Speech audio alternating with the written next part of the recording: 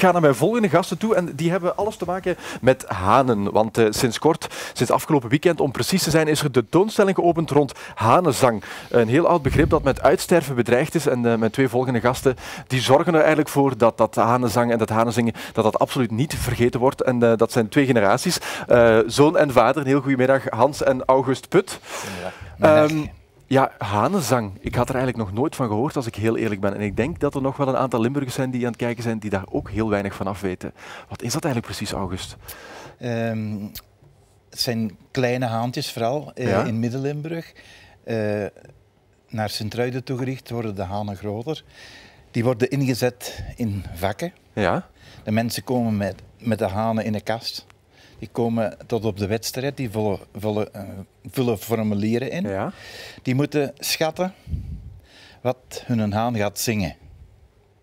Dan worden die ingezet, die zingen een half uur. Dan wordt dat gecontroleerd en aan de hand van het zingen van die haan en hetgeen dat jij geschat hebt, het moet op de zero gaan. Dus als je 15 geschat hebt of 40, dat moet kloppen. En wat geluid maken die dan? Het gaat om kraaien. Kraaien. Een haan moet gewoon kraaien binnen een vooropgestelde tijd. Soms een half uur, maar soms ook een uur. Moet er gegokt worden hoe dikwijls dat die haan gaat kraaien binnen die bepaalde tijd. En daar kan je een beetje centjes bij verdienen. Oké. Dus je gokt eigenlijk van mijn haan gaat 15 keer kraaien op een half uur. En zo kan je dan eigenlijk een schatting maken. En dan wordt er een soort pronostiek gemaakt. Zingt die 15 keer, win je zoveel keer je inzet. Zingt die 14 keer, is de opbrengst natuurlijk minder. Zingt die 13 keer nog minder en 12 is al bijna geen prijs meer. Okay. Dus, dat is wel spannend dan eigenlijk nog.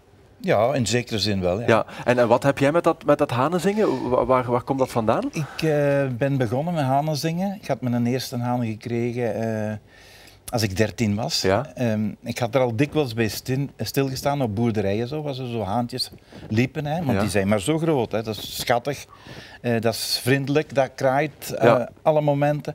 En ik kreeg die microben te pakken. De liefde voor de haan was eigenlijk En dan aanwezig. de eerste keer dat ik met die ene haan in zo'n kastje naar een wedstrijd ging, had ik al een beetje centjes gewonnen. Ja. Want dat was er niet zo ver naast. Ja.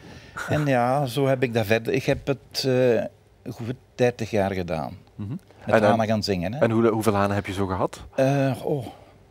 Ik heb er altijd 15, 20 zitten gehad. Ja. Ik heb er nog 14 zitten in een tuin nu. Fantastisch, hè? En daar zing je ook nog altijd mee? Nee. Dat is 20 jaar geleden dat ik gestopt ben. Ja, fantastisch. En nu zorgen jullie er eigenlijk voor met die tentoonstelling dat die traditie eigenlijk een beetje in ere blijft, hè? Het is een beetje een ode aan de hanenzang. Mijn vader is altijd met hanenzang bezig geweest tot 20 jaar, 25 jaar geleden. Maar hij schildert ook. En hij heeft nu allemaal schilderijen bijeengebracht die gaan over hanen. En ik ben een half jaar lang terug de oude clubs gaan opzoeken die er nog zijn in Limburg en Vlaams-Brabant. En hoe was dat? Want dat lijkt me toch wel een beetje folklore waar je in terecht komt. Het is pure folklore. Het speelt zich af in oude cafés, in volkscafés, want de hanensport is nauw verbonden met een volkscafé, net als duivensport. Okay. Er zijn twee oude sporten met dieren, dat zijn hanen en duiven.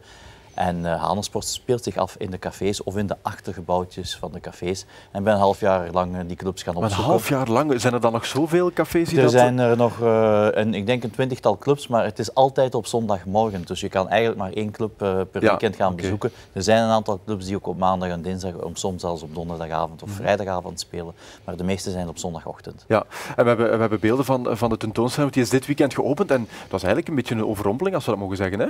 Er was inderdaad veel volk, er was veel belangstelling natuurlijk van vrienden en familie die komen kijken zijn wat wij samen gedaan hebben natuurlijk. We hebben de tentoonstelling ook een beetje samengebracht. Mijn vader wordt 70 dit jaar. Een beetje een hulde te brengen aan zijn werk. En ik ben dan de hanen gaan fotograferen. Zo hebben we één thema samen natuurlijk. En de trotse zoon natuurlijk, want het lijkt mij gewoon heel leuk om samen zoiets te doen. Het is heel fijn geweest. We zijn er 4-5 maanden mee bezig, denk ik. Hè. Ik heb dan verschillende grote nieuwwerken gemaakt. De hanenwerken kwamen ieder jaar praktisch terug in de werken. Hè. Maar voor een hele zaal te vullen had ik een beetje weinig. En ik ben tijdig begonnen eraan en de resultaten mogen gezien worden. We zien van alles. Hè. We zien schilderijen, we zien dan de foto's van jou, Hans. Maar we zien ook beeldhouwwerken. Doe je dat ook? Dat is ook van mij, ja. Wel fantastisch het is dat je dat allemaal... een combinatie van de twee. dat hij dat zo allemaal kan doen. En wat zijn zo de reacties van de mensen als ze jullie zo aanspreken? De meeste reacties zijn ook wel zeer positief en ook van, het mag niet verdwijnen, die hanenzang, want het is een beetje aan het verdwijnen natuurlijk. Ja. Vroeger was dat wijd verspreid over Limburg en nu eigenlijk alleen nog Haspengouw en een stukje Hageland, Limburgs Hageland, de streek rond Halen, Loksbergen, Donkherk, de stad en dan de kant van Vlaams-Brabant, Hageland tot en met Tiene. Ja. Maar de clubs worden minder en minder en veel mensen zeggen, ja, dat moet toch bewaard blijven. Het is ook, het is met uitsterven bedreigt een beetje die clubs. Want je hebt heel veel clubs gezien. Heb je ook jonge mensen aangetroffen? Weinig. Er zijn wat jong mensen in een aantal clubs, maar heel weinig. Laten we zeggen toch dat de gemiddelde leeftijd 70 plus is. Ja, 70 plus. En hoe zou dat komen? Er zijn veel meer sporten dan vroeger natuurlijk. Hè. Duivensport, hanensport zijn traditionele volkssporten dat zich afspeelden in de volkscafés. Ja. Maar die volkscafés zijn ook allemaal aan het verdwijnen. Ja. En van het moment dat zo'n volkscafé verdwijnt, verdwijnt ook de hanenbond of de duivenbond dikwijls. Ja. En dat hangt een beetje samen. Dus waar nu nog hanenspel is, of hanenzang is, dat zijn eigenlijk al die kleine dorpjes die je nog vindt in Haspengouw en in het Hageland. Want jij bent 20 jaar geleden ermee gestopt, dus Hans, je hebt dat voor een stukje nog meegekregen als kind ook? Ik heb dat mee. Ik ging als kind bij pa af en toe mee. Van het hanenspel herinner ik mij iets minder. Ja. Ik weet natuurlijk dat ik meeging, maar ik was vooral bezig met de chocolade en de prentjes van de chocolade aan het verzamelen als kind. Ja. Tot wanneer kunnen de mensen nog langskomen?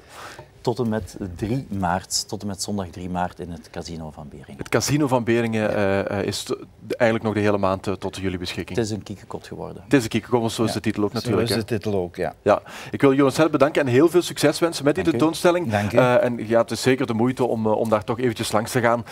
In het Casino van Beringen is eigenlijk best wel centraal in Limburg. Dus iedereen, zowel Noord als Zuid, kan daar zeker een keertje langskomen om eens te gaan kijken.